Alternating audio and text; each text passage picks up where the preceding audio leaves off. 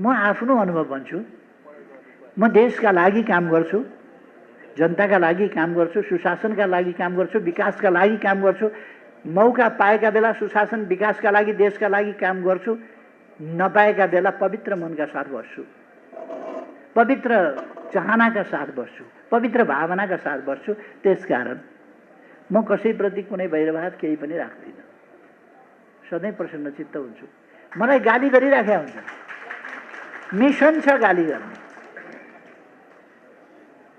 Mission छ गाली गर्ने।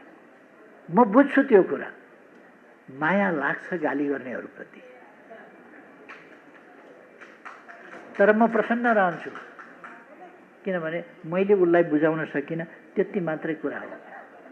मेरो बुताभन्दा सायद बाहिरको कुरा हो। म कतिलाई बुझाउन सक्छु, कतिलाई सम्झाउन सक्छु, कतिलाई भेट्न सक्छु, सबैलाई बुझाउन सक्दिनँ। यदि योगको सङ्गतमा आए भने, तपाईहरूको सङ्गतमा आए भने ती मान्छेहरू पनि मान्छे हुन्छन्। तपाईहरू कसैलाई मुख सार्दै हिँड्नुभएको छ, गाली गर्दै हिँड्नुभएको छ, हिँड्नुहुन्न, किनभने तपाईहरू योग गर्नुहुन्छ, ध्यान गर्नुहुन्छ, प्राणायाम गर्नुहुन्छ। योग भनेको के हो? चित्तानुशासनम। चित्तलाई एक ठाउँ लाग्ने, चित्ताग्रह, एक ठाउँमा चित्तलाई चाहिँ स्थिर बनाउने,